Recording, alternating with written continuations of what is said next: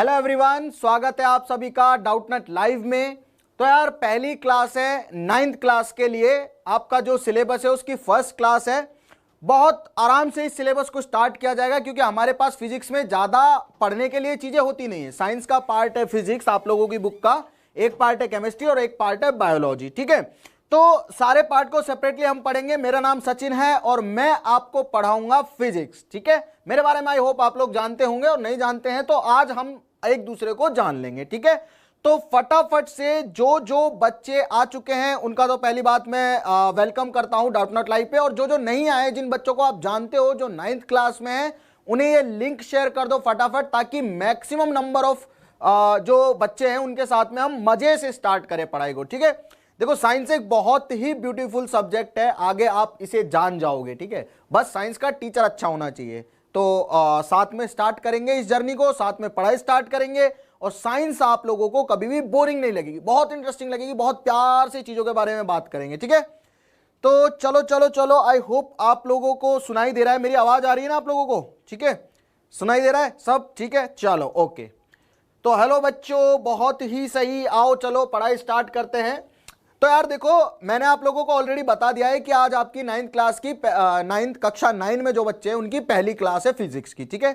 हम लोग पढ़ेंगे क्या? हम लोग पढ़ेंगे मोशन। अब ये मोशन क्या है, ठीक है, इसके बारे में मैं आपको बताऊंगा कि मोशन क्या चीज है, क्यों हम इसे पढ़ रहे हैं। ये आपको 9वीं में भी पढ़ना है, ये आपको 11वीं में भी पढ़ना है ना, 9th में है ना ये आपके चैप्टर, ये आपको सेम चैप्टर 11वीं में भी पढ़ना है। नीट की परीक्षा में भी आता है जिससे बच्चे डॉक्टर बनते हैं, जेई की परीक्षा में भी आता है जिससे बच्चे इंजीनियर बनते हैं, ठीक है। चलो भाई, अब क्लास की अगर मैं बात करूं तो जो 9th क्लास है उसकी क्लास, मेरी फिजिक्स की क्लास कब कब होया करेगी? ट्यूसडे, थर्सडे और सैटरडे। कितने बजे? 6 बजे, ठीक है। और अब जो टॉपिक है अपना वो है मोशन। स्टार्ट करते हैं आगे बढ़ाते हुए क्लास को। तो क्लास का एक बार मैं आपको वीकली टाइम टेबल बता देता हूं। क्लास 9 का, कक्षा 9 का भाई साइंस जो है उनका 6 बजे से 6:45 तक होगा। किस किस दिन होगा? ट्यूसडे, थर्सडे, सैटरडे, यानी कि मंगलवार, गुरुवार और शनिवार, राइट। मैथ्स कब होगा? 7 बजे से 7:45 तक, और इंग्लिश होगा 8 से 8:45 तक, ठीक है। और किस किस दिन होगा? देखो सेम डे होगा, ये सेम डे है और ये सेम डे है, यानी कि आपकी क्लास होगी ट्यूसडे, थर्सडे, सैटरडे। कितने बजे से? 6 से लेके और 8 बजे, 8:30 बजे तक, 8:45, 9 मान लो, चलो ठीक है। 3 घंटे में आपको 3 सब्जेक्ट पढ़ने का मौका मिल जाएगा, राइट। तो यार अपना जो टॉपिक है वो है मोशन। अब मोशन को स्टार्ट करने से पहले हमें यह जान लेना जरूरी है कि मोशन एक्चुअल में है क्या, ये चीज क्या है। तो यार जैसा कि आपको यहां पे दिख रहा होगा कि ये एक बालक है, ठीक है। इसका नाम जो भी आप बोलो, जो भी आप नाम रखना चाहो इसका रख दो, ठीक है।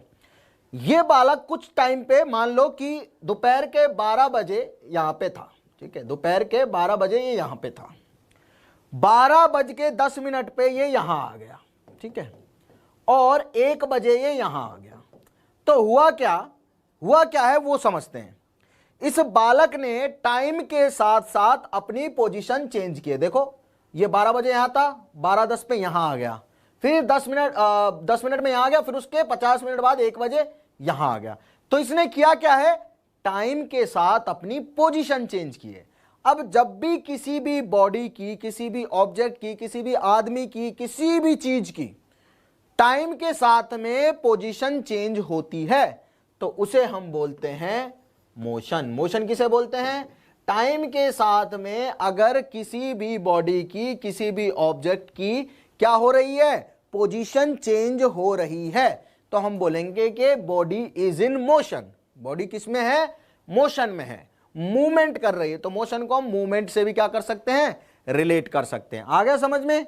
ठीक है, आई होप आप लोगों को समझ में आ गया। अगर आपको कोई डाउट आता है तो तुरंत पूछ लो, बीच में फिर कोई टॉपिक दूसरा स्टार्ट हो जाएगा उसमें मत पूछना, ठीक है।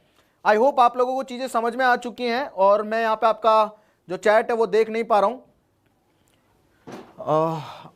देखते हैं कितने बच्चे हम लोगों से जुड़ गए हैं और कितने बच्चे और जुड़ेंगे। इसे नीचे कर दो, ठीक है। चलो भाई, 10th की साइंस का जो बच्चा पूछ रहा है क्लास कब है, तो यार 10th का भी टाइम टेबल देखो, हमारी 9, 10, 11, 12 चारों क्लासें चल रही है। आप एक बार टाइम टेबल का स्क्रीनशॉट ले ले जिस भी क्लास में आप हैं। जैसे जो नवी क्लास में बच्चे होते हैं वो अपना इस वाले टाइम टेबल का शेड्यूल लेके रख ले, इसका स्क्रीनशॉट ले ले। 9th क्लास वाले बच्चे इसका स्क्रीनशॉट ले ले क्योंकि ये प्रोग्राम सिर्फ 9th के लिए है, ट्यूसडे, थर्सडे और सैटरडे का, हफ्ते में 3 दिन का, ठीक है। उसके अलावा बाकी दिन पे क्या होता है, 10th भी होती है, 12th भी होती है और 11th भी होती है, राइट। तो अपना अपना जो शेड्यूल है उसका स्क्रीनशॉट लेके रखें। उसके अलावा डिस्क्रिप्शन में आपको मिल जाते हैं टाइम टेबल, वीकली शेड्यूल जहां पे होता है और दूसरी क्लासों का भी, ठीक है। चलो अब हम स्टार्ट करते हैं। मोशन का आपने समझ लिया कि मोशन क्या होता है। अगर कोई भी बॉडी, कोई भी आदमी, कोई भी ऑब्जेक्ट, कोई भी पार्टिकल क्या कर रहा है, कुछ भी चीज है, वो टाइम के साथ अपनी पोजीशन चेंज करे। जैसे क्या होता है, हम क्या करते हैं, हम मान लो ट्रेन में जा रहे हैं, हम यहां से ट्रेन में बैठे, ये मान लेता हूं मैं ट्रेन है, ठीक है। अगर मैं यहां पे ट्रेन में बैठा और कुछ टाइम बाद ये ट्रेन यहां पहुंच गई, मुझे जाना है ट्रेन में, मान लो ऐसा समझो मुझे घूमने जाना है कहीं पे, ठीक है। तो मैं घूमने जाना चाहता हूं, मान के चलो आप उदयपुर, ठीक है। तो मैं कहां से बैठूंगा ट्रेन में, दिल्ली से, और दिल्ली से कहां जा रहा हूं मैं, उदयपुर, ठीक है।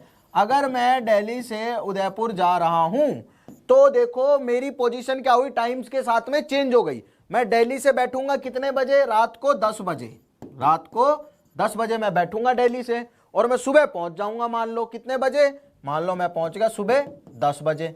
तो देखो रात को 10 बजे बैठा, सुबह 10 बजे पहुंचा, तो कितना डिफरेंस आया, 12 घंटे का। अगर 12 घंटे का डिफरेंस आया तो मैंने क्या किया, 12 घंटे में अपनी पोजीशन, 12 घंटा पहले मैं दिल्ली में था, 12 घंटा बाद में कहां पहुंच गया, उदयपुर। तो एक्चुअल में मैंने किया क्या है, 12 घंटे में अपनी पोजीशन चेंज की है, और इसी चेंज ऑफ पोजीशन को बोला जाएगा मोशन, क्योंकि ट्रेन मोशन में थी ना, ट्रेन चल रही थी। अब कोई बॉडी चलती हुई दिखाई देती है तो हम उसे बोलते हैं मोशन में है, ये क्या कर रही है, मूव कर रही है, ठीक है। चलो हाँ, चेंज इन पोजीशन बिल्कुल सही लिख रहे हो आप लोग।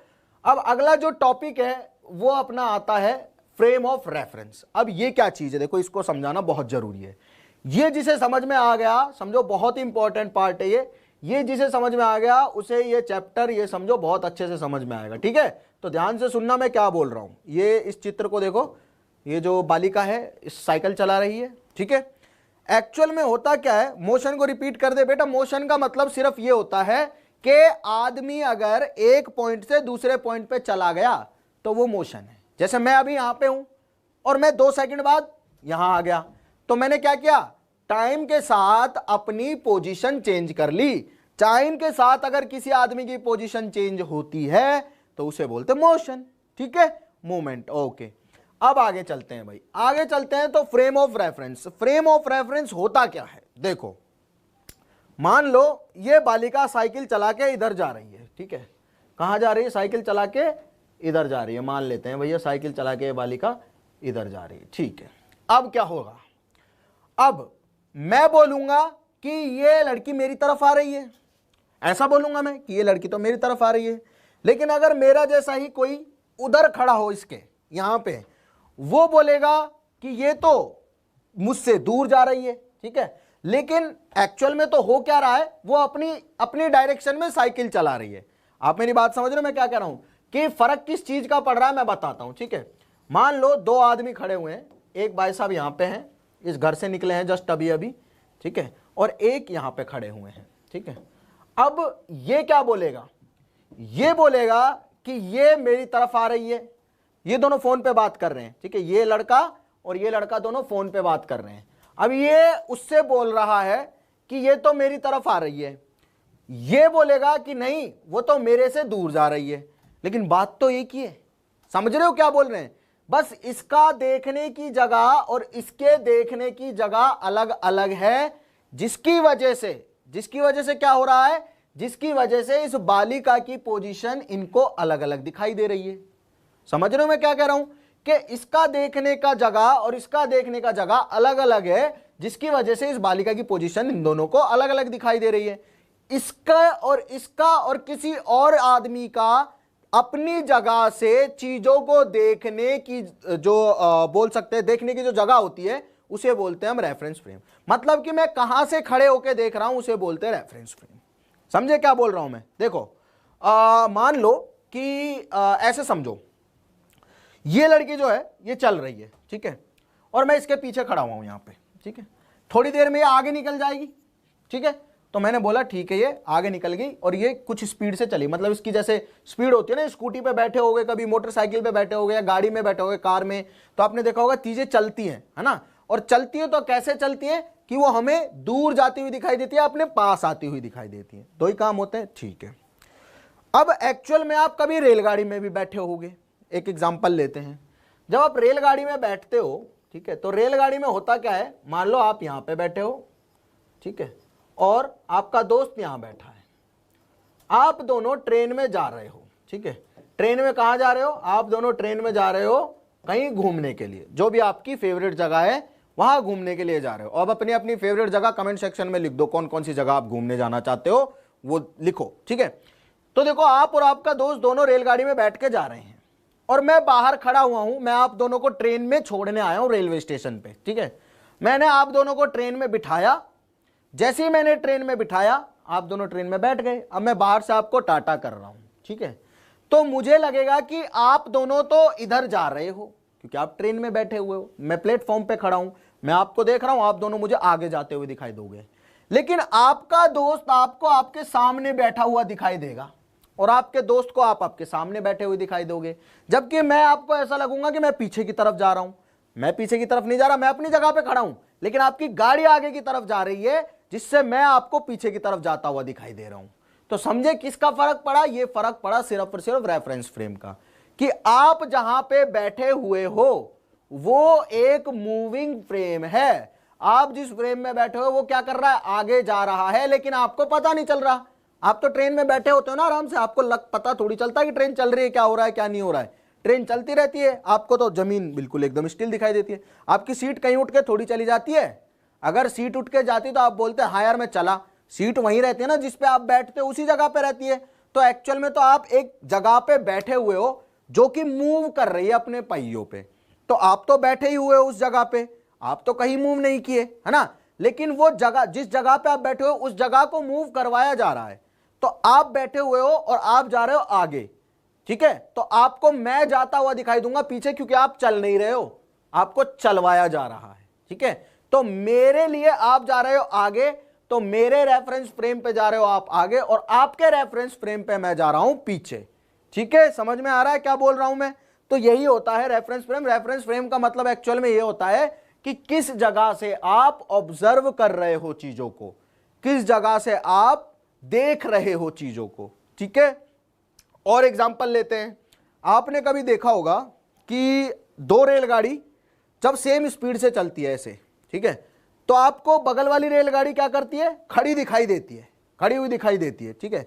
तो ऐसा क्यों हो रहा है, क्योंकि दोनों की स्पीड सेम है, इसलिए दोनों, देखो अगर मैं यहां पे ऐसा समझो, आप ऐसे समझो कि अगर मैं इस पे एक बंदा बैठ जाओ और इस पे एक बंदा बैठ जाओ, अब मैं दोनों को ऐसे सेम स्पीड से ले जा रहा हूं, तो देखो इसके बंदे को ये बंदा हमेशा रुका हुआ दिखाई देगा अगर इसको बताया ना जाए कि तू चल रहा है तो। क्यों रुका हुआ दिखाई देगा, क्योंकि भाई साहब ये जितनी स्पीड से चल रहा है ये भी उतनी स्पीड से चल रहा है, तो ये हमेशा आमने सामने रहेंगे एक दूसरे के। देख लो देख लो देख लो देख लो, ठीक है।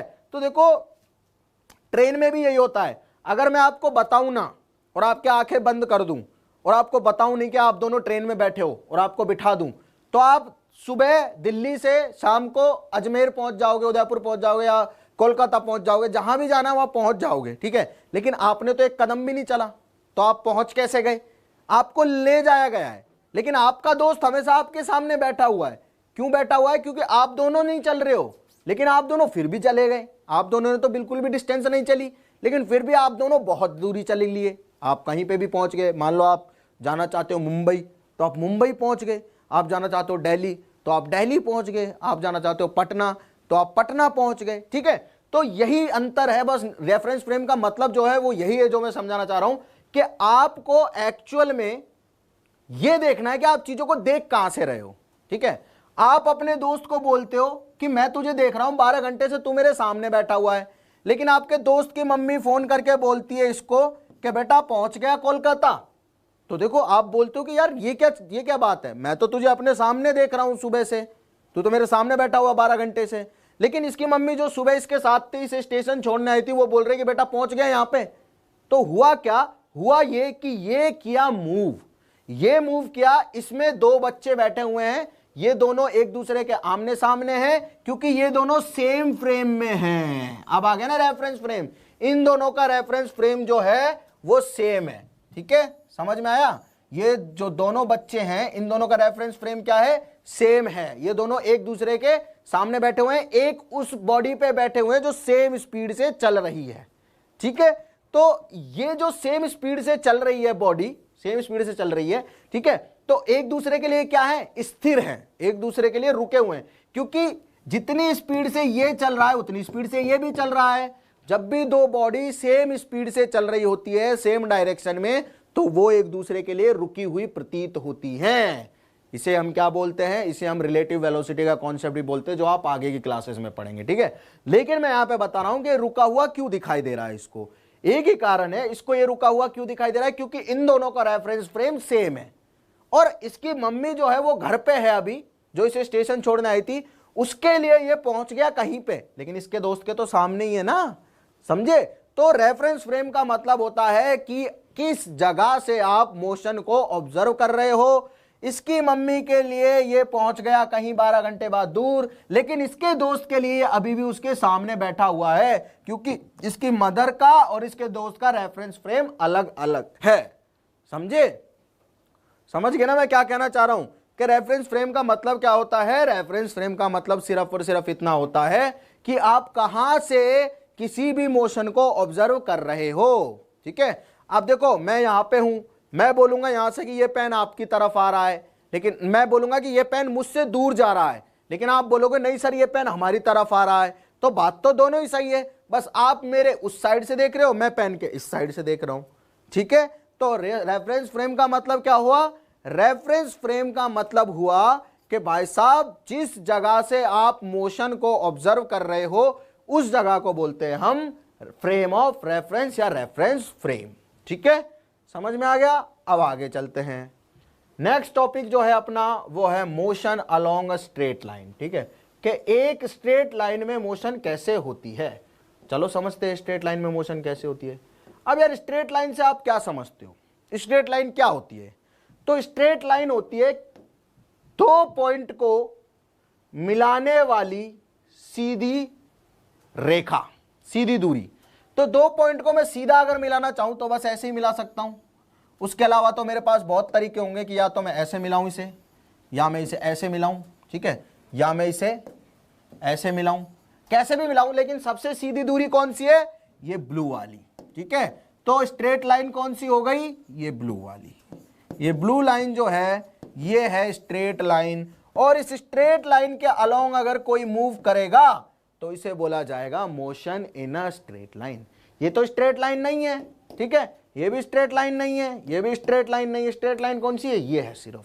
ठीक है, तो दो पॉइंट के बीच की दूरी को मिलाने वाली रेखा को हम बोलते हैं स्ट्रेट लाइन, या दो पॉइंट के जो बीच की दूरी है उसको डायरेक्ट अगर जोड़ दिया जाए एक दूसरे से तो उस लाइन को हम बोलते हैं स्ट्रेट लाइन, और उस लाइन के अलोंग अगर कोई मूव करेगा तो उसे बोला जाएगा motion in a straight line. यानी कि अगर कोई आदमी अब इस लाइन पे चलता है, ठीक है, यहां से चलना चालू करता है और ऐसे चलता है, सीधा इसी लाइन पे चलता जा रहा, चलता जा रहा, चलता जा रहा, तो मैं बोलूंगा कि इस आदमी की मोशन है motion along a straight line.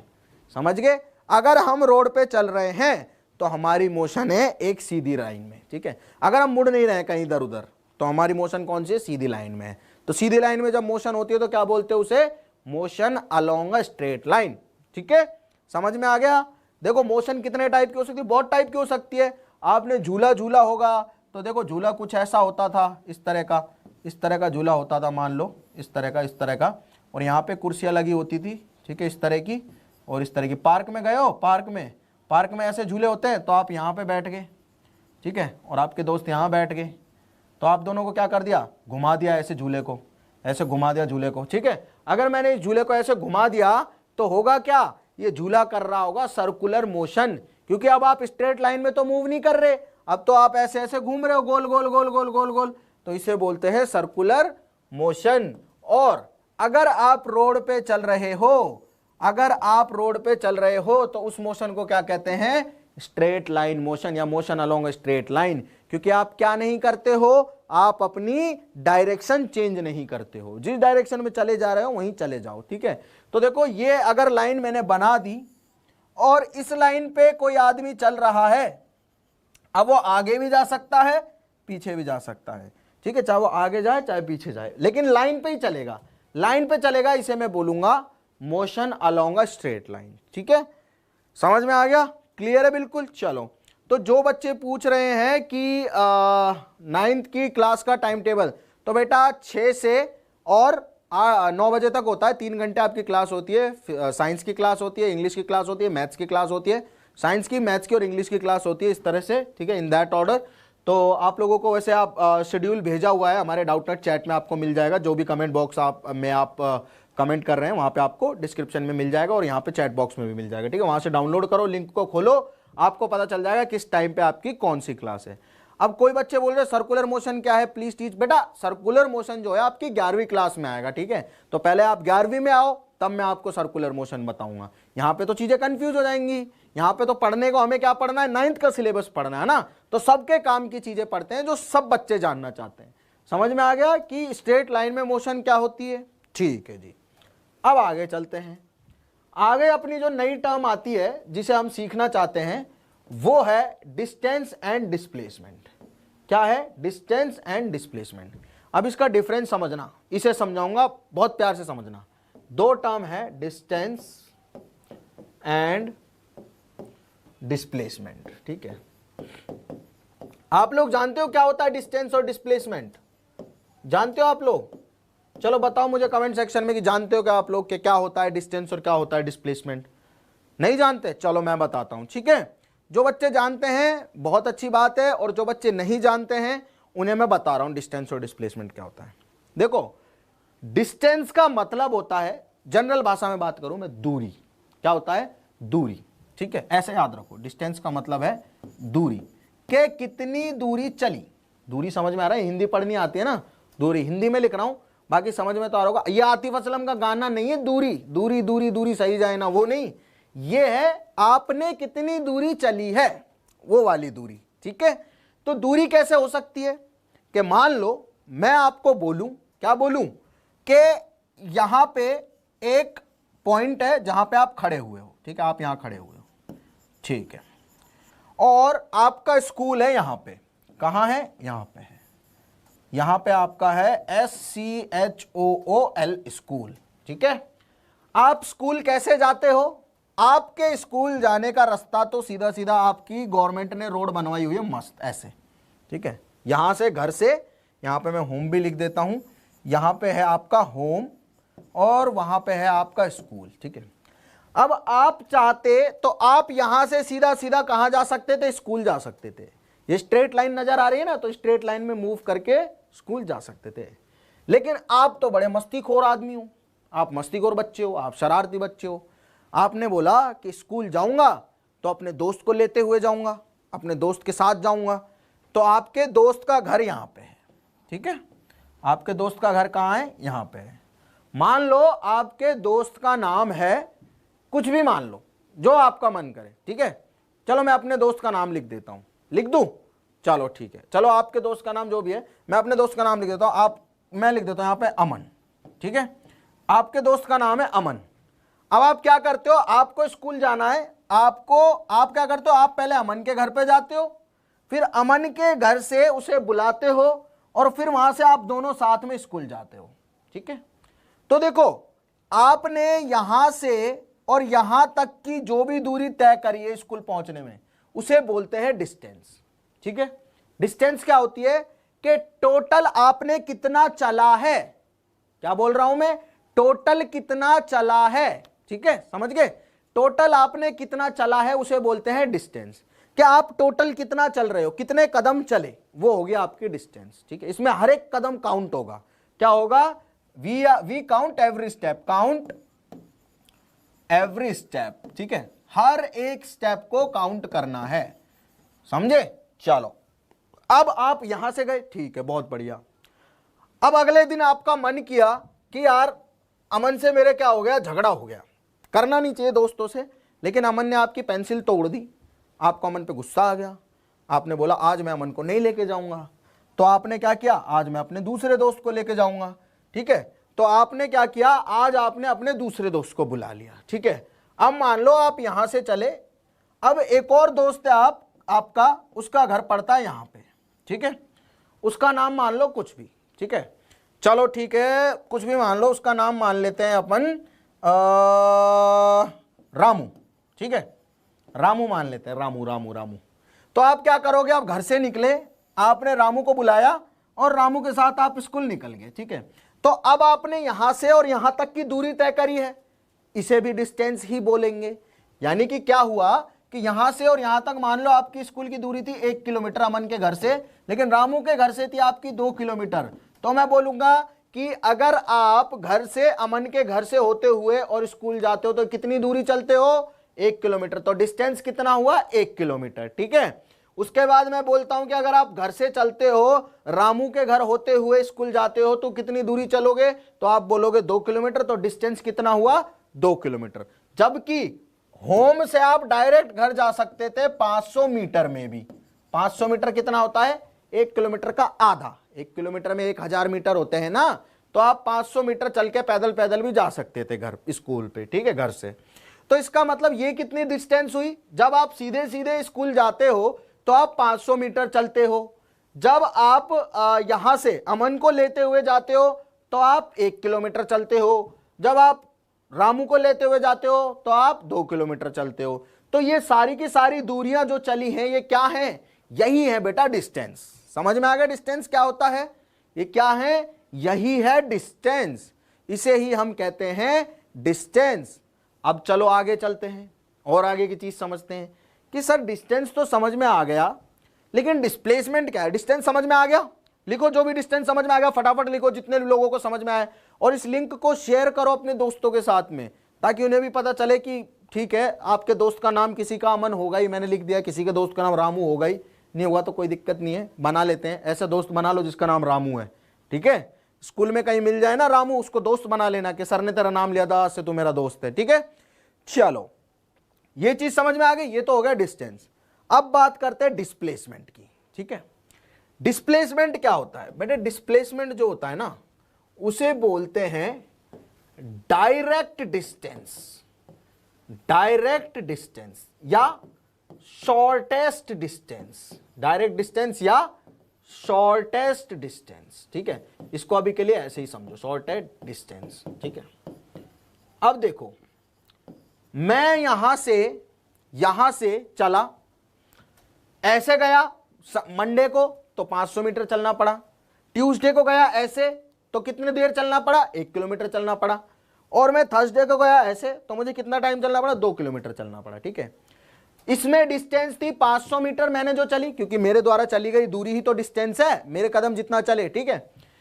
1 kilometre चला तो आज मेरी डिस्टेंस 1 किलोमीटर थी, फिर किसी दिन मेरी डिस्टेंस 2 किलोमीटर थी, लेकिन डिस्प्लेसमेंट थी तीनों ही केसेस में 500 मीटर।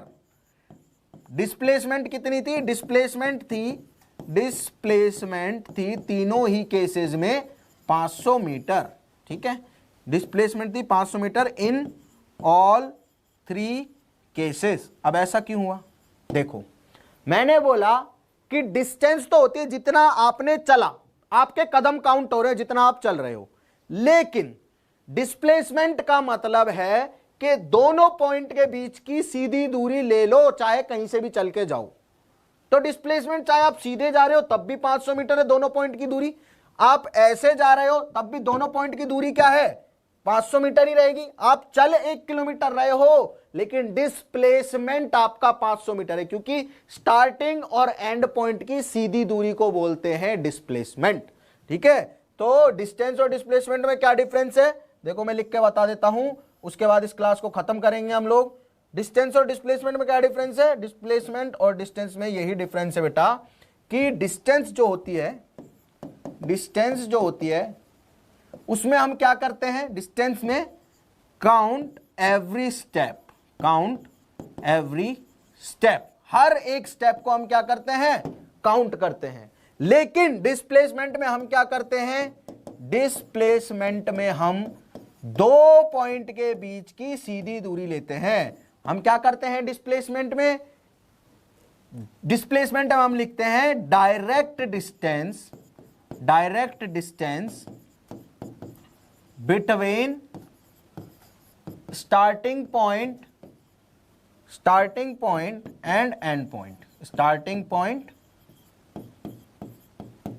And and point. ठीक है, मतलब क्या है कि जहां से स्टार्ट किया और जहां पे खत्म किया, ठीक है, उन दोनों पॉइंट के बीच की दूरी को बोलते हैं, सीधी दूरी को, डायरेक्ट डिस्टेंस को, सीधी दूरी को बोलते हैं डिस्प्लेसमेंट। ठीक है, अब कुछ एग्जांपल करते हैं, एग्जांपल के थ्रू आप लोगों को समझ में आ जाएंगी चीजें कि क्या होता है डिस्टेंस और क्या होता है डिस्प्लेसमेंट। ठीक है, तो भैया एग्जांपल करते हैं। चलो नीचे आ जाओ फटाफट फटाफट फटाफट, और नीचे आ जाओ, एग्जाम्पल करवाने हैं, और नीचे आ जाओ।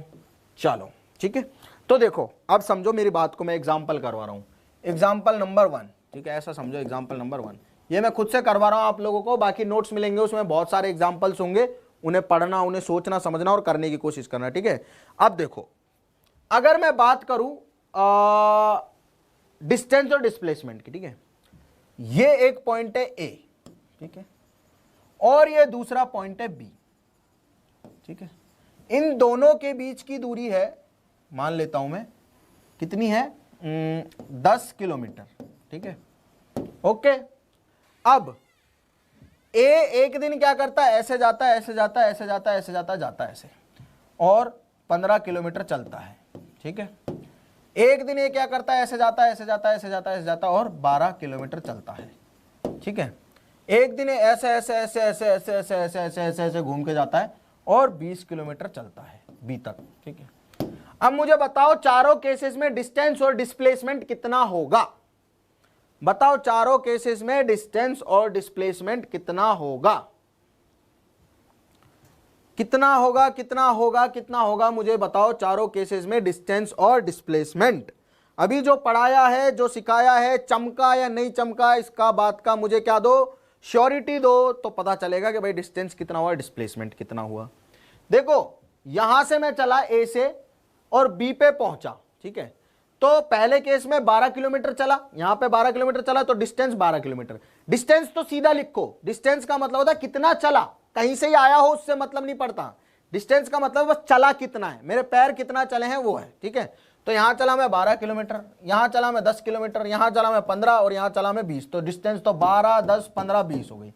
लेकिन डिस्प्लेसमेंट चारों केस में कितना होगा, ए और बी के बीच की सीधी दूरी जो कि है 10 किलोमीटर। तो डिस्टेंस तो हो गया 12 पहले केस में, 10 हो गया दूसरे केस में, 15 हो गया तीसरे केस में, और 20 हो गया चौथे केस में। लेकिन डिस्प्लेसमेंट जो है, डिस्प्लेसमेंट हमेशा कितना रहेगा, 10 किलोमीटर रहेगा। ठीक है, तो मैं लिख रहा हूं डिस्प्लेसमेंट जो है, डिस्प्लेसमेंट चारों केसेस में, डिस्प्लेसमेंट इन ऑल 4 केसेस बराबर है 10 किलोमीटर। क्यों, क्योंकि जहां से शुरू किया है और जहां पे खत्म किया है, उन दोनों पॉइंट के बीच की दूरी को ही हम क्या बोल रहे हैं, डिस्प्लेसमेंट बोल रहे हैं। अब चाहे मैं पहले केस में देखूं, चाहे मैं दूसरे केस में देखूं, चाहे मैं तीसरे केस में देखूं, चाहे मैं चौथे केस में देखूं, स्टार्ट करने का और एंड करने का पॉइंट एक जैसा है, मतलब उनके बीच की दूरी 10 किलोमीटर है, तो डिस्प्लेसमेंट हमेशा 10 किलोमीटर होगा। ठीक है, डिस्प्लेसमेंट। ठीक है, समझ में आ गया। अब एक सवाल और करते हैं, उसके बाद इस लेक्चर को क्या कर लेते हैं हम लोग, फिनिश कर लेते हैं। ठीक है, सवाल क्या है, देखो सवाल आप लोगों के लिए यह है कि अगर आप यहां से चलते हैं, आप कहां से चलते हैं, आप होम से चलते हैं, घर से। ठीक है, यहां से चलना स्टार्ट करते हैं और आप घर से चलते हैं और सामान लेते हैं, यहां पे क्या है, शॉप है, और वापस घर पे आ जाते हैं, वापस घर पे क्या करते हैं, आ जाते हैं। तो घर से जाके दुकान पे और दुकान से वापस घर पे आने के बाद आपने कितना चला, 100 मीटर चला दुकान पे जाने में और 100 मीटर चला दुकान पे आने में। ठीक है, सॉरी दुकान से आने में। तो अब आपकी फाइनल पोजीशन हो गया, आप वापस घर आ गए। ठीक है, तो आप बताओ मुझे डिस्प्लेसमेंट कितना होगा, डिस्प्लेसमेंट कितना होगा।